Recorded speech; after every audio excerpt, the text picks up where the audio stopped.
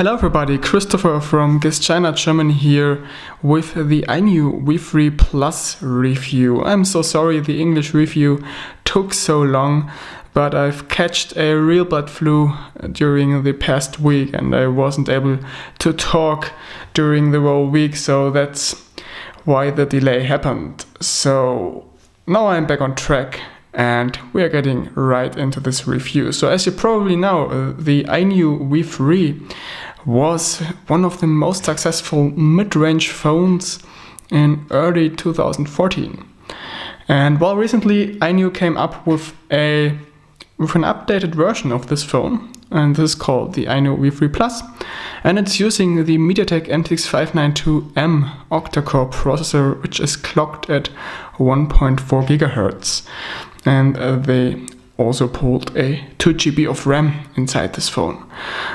So I was using this phone for about a week, and I'm not telling you how it performs and if it's really worth the higher price tag compared to the standard quad-core iNew V3. Have fun. So we aren't doing things different. We are still starting with the packaging, and this is how it looks. It basically is still the same packaging as we are used to from the original iNew V3. And the funny part about it is that they didn't even change the sticker on the rear which contains the specs. It still shows Cortex A7 1.3 GHz quad-core CPU, which obviously is the processor used in the original V3. So don't get disturbed by that. This is the iNew V3 Plus. They are just using the same packaging. So what do we have inside? Well, nothing has changed really here. We still have the flip cover that we know from the original phone. We have a well-done user manual in English language. We have a screen cover with iNew branding. We have a few stickers in here. And obviously the usual headphones that came with the original iNew V3 as well. You wonder where the power supply and the USB cable is. Well, I put that outside already. So here it is. As you can see, as I live in Germany, I've got a power supply with a German plug. That's really kind of iNew in my opinion. And I also have a white micro USB cable with iNew branding as well. And as you can see, it's pretty lengthy and pretty useful, I think. So as this isn't an all-new device, it should be quite obvious that the design hasn't changed. Now iNew claims it to be a very thin phone with sub 7mm, but that's not true. We are around 8mm of thickness here, so that's still a thick phone, a thin phone, I'm sorry, but it's not quite as thin as iNew claims to be. This hasn't changed. This was the case with the original device before, but the design is still a beauty. It's quite unique and it was quite a boomer back then, and I think it still is. It's still something different from all the other Chinese phones that look quite similar to each other. And I really like that with the black panel and the white body and these metal frames around. So what do we have here? We have a phone call speaker, we have a front camera, some sensors which aren't really visible, just a tiny little bit over here. We have soft touch buttons which you can't see right now. There's one menu button, one back button, and the blue well, kind of skyline, I would call it, like Oppo does it, home button, which does look really neat and is quite different from everything you see with other phones. And on the side we have, you hear the boot up sound, on the side we have on the left one power button, which is rounded and made from metal, I guess. And it also has the power imprint next to it. It's kind of inspired from Sony Xperia devices. On the button we have a few tiny screws and two speaker openings which actually are fake. Below one opening we have one microphone, but this phone doesn't feature stereo speakers. As you can see here, here's the real media speaker of the phone. On the right side we have one volume rocker, and on the top we find the micro USB port, the 3.5mm headphone jack, as well as a little thing for opening the back cover. Here on the rear we find a camera which is interpolated up to 16 megapixels, but actually only has 8 megapixels, so you can guess the quality is really shitty. And we also have a little environmental microphone, the iNew logo, and the usual imprints, FCC, CE, and so on.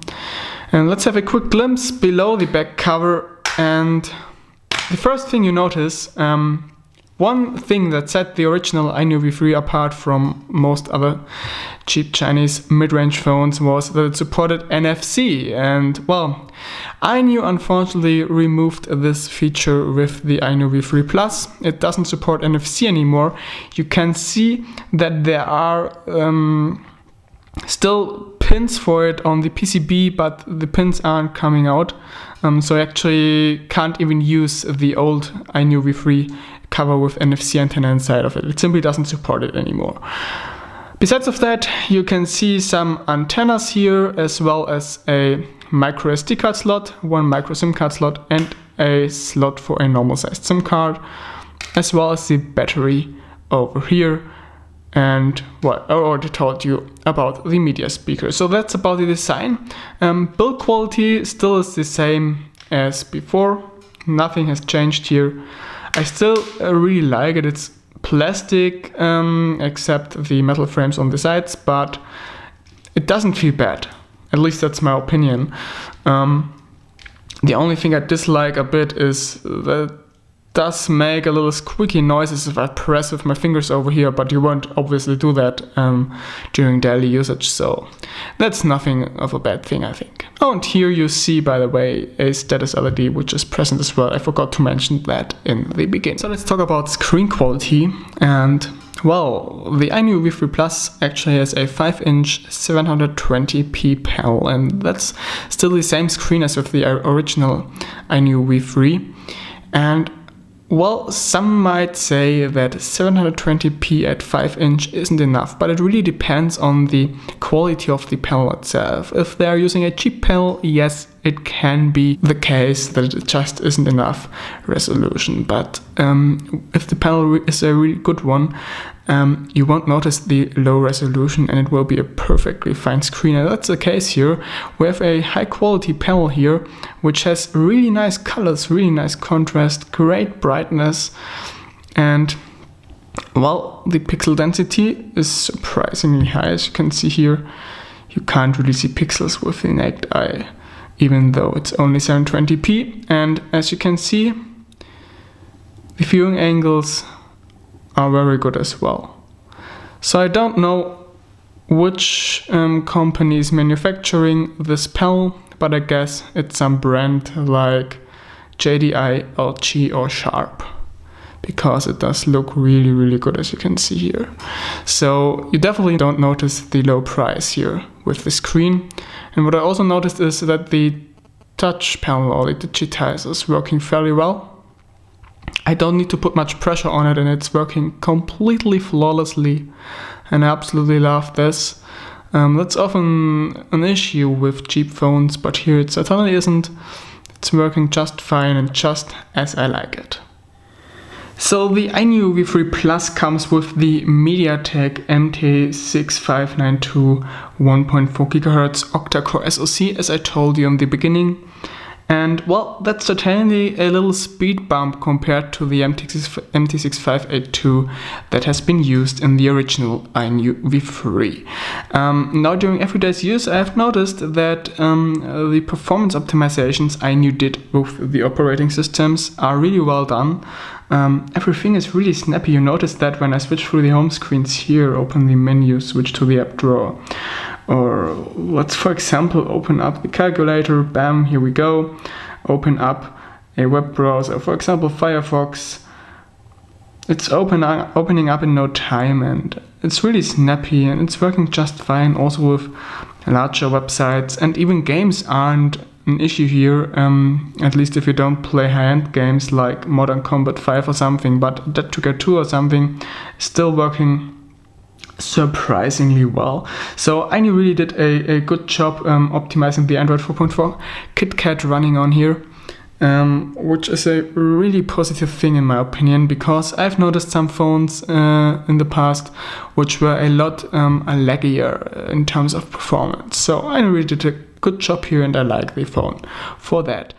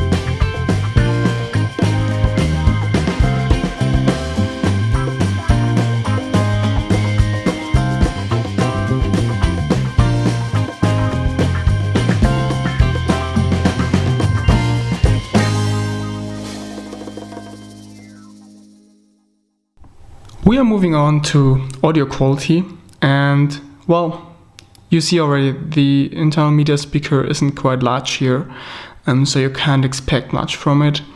And I have to say that it does sound not bad, but it certainly lacks bass playback, and well, it does distort a little if you pull up the volume to 100%. So that's not really a pro, and it doesn't really make it suitable for serious music enjoyment, more of a suitable for quick video clips or something. But I have to say that I was surprised by the audio output through the headphone jack. This one does sound surprisingly good. It has a really strong audio signal, well balanced, nothing to complain about here.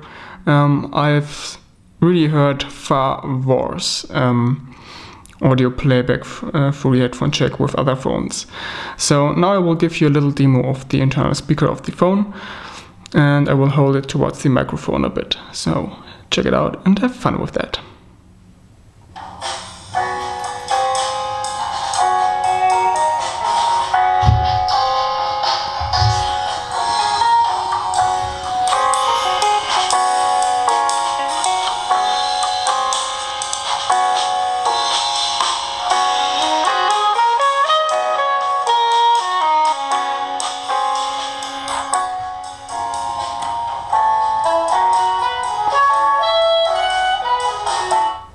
So we are hitting reception quality now, and I was surprised with this one.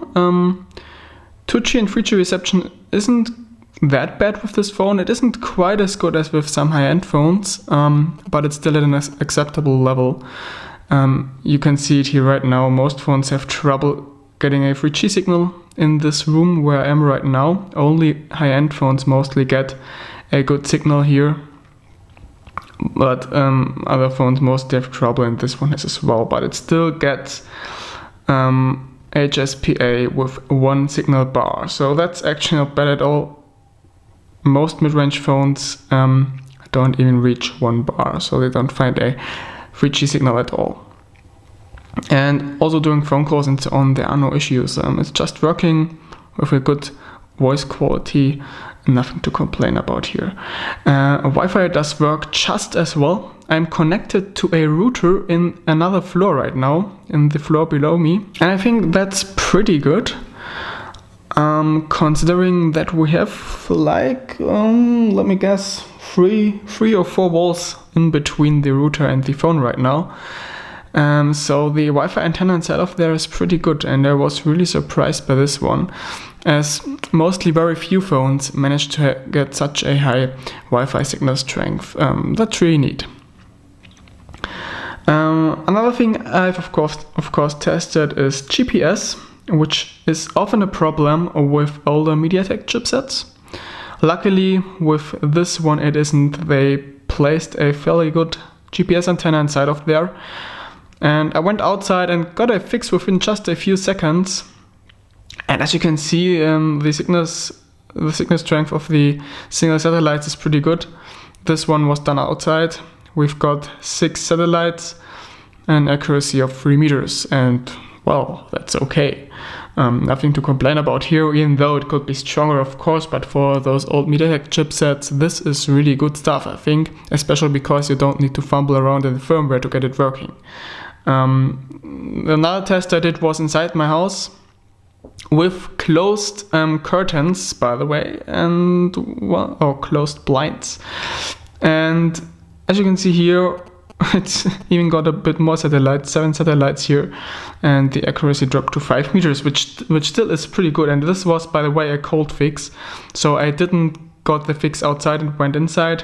I really disabled everything and then turned it off again inside the house. So the signal strength is pretty good, and again the antenna is pretty good as well. So you shouldn't have any issues while doing navigation on here. Just the usual issues with tracking apps are still present, unfortunately.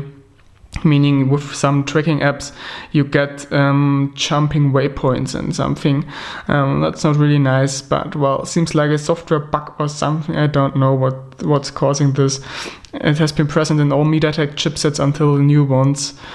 So you have lived with that. No one has found a solution for this so far. Okay, so the iNew V3 Plus so far is a little better than the iNew V3 standard with quad-core CPU, mostly because of the increased performance. And well, unfortunately it doesn't everything right, and the camera is just one part of that. It's interpolated to 18 megapixels, which is insane considering that the real resolution of the sensor only is 8 megapixels. And you definitely notice that in quality. The pictures just look washed out, they look blurry, they aren't sharp. Well, to be honest with you, they are pretty much unusable. It's okay for those quick shots if you need to put take an image of some piece of text or something for a reminder, some emergency shot, whatever. But it's nothing you would want to take serious images with or your next vacation pictures. It's just not really usable, and the LED flash also is really unusable of the rear camera. The front camera isn't really better. It's basically the same as the rear camera, but pretty much okay for little video chats or something. So the cameras really suck with the iNew V3 Plus, and considering that the iNew V3 with quad-core processor had a pretty good camera. This is a little disappointing in my opinion. Now, when iNew came up with the iNew V3 Plus for the first time, a lot of people were literally shocked about the battery capacity, because this one only has 1750 milliamps, which is basically nothing for an octa-core processor. Well, at least we guessed that. I thought about that the same way, but iNew then came up with the claim they did some special optimizations with the operating system so they can reach a longer battery life than most other phones, even though the capacity is so small. Now, iNew isn't the first company telling such stories. A lot of companies did that before, but they basically were telling lies. But the iNew V3 Plus is actually the first phone that doesn't lie about that, because it seems like they are telling the truth, as the battery somehow is as good as with an octa-core phone with a 2400 milliamps battery. That's really surprising. I was surprised by that. In real life this means you get over the day easily with the iNew V3 Plus, even if you are playing games. Of course not playing games all the time, but just a quick game in your lunch break or something won't drain your battery to 0%. So that's really good. And those of you who really take care about saving energy and don't do much with their phones probably even get 2 or 3 days out of this battery, and that's really surprising. And well, I really would like to know how they did that. And I wonder why not every phone maker can do that, because if every phone would have such a good battery life or such amazing power saving properties, we wouldn't worry about battery at all. So we see it's possible getting good battery life with low capacity batteries, and I think more manufacturers should start caring about that. So now we did it again, we reached the end of this review. So what's left to say about the iNew V3 Plus? Well, I think it's a gorgeous octa-core phone with a decent performance and a long battery life. The good screen is perfect for reading, looking at pictures, movies, playing games or something, and I think those who are not looking for a great camera phone should well be satisfied with this one. Of course, there are phones with similar specs at a lower price, but I think you're paying for the lower price with a worse design and a lower battery life. So basically you have to decide what you need. And another pro about the iNew V3 Plus in my opinion is the status LED features, which even supports multiple colors which can be set up by you. And I think that's a real plus for the iNew V3 and makes it one of the best mid-ranges available right now. So only those of you who really need a good camera inside their phones should really stay away from this one. Well, you have to decide about that. Regarding the price, the iNew V3 Plus is priced at around 127 euros right now at efoxshop.com, which provided us the phone. And optionally, you can also get it with shipping from Europe for an additional 30 euros, which will avoid paying custom or duty fees. You can also get a replacement battery already for just 499 euros, which actually is included for free right now if you order it with shipping from China at efoxshop.com. So that's about my review about the iNew V3 Plus. I hope you enjoyed it and it was helpful for you. If you like what we're doing at China, make sure to follow us here on YouTube, Facebook, Google+, and Twitter. Thanks again for watching. Over and out.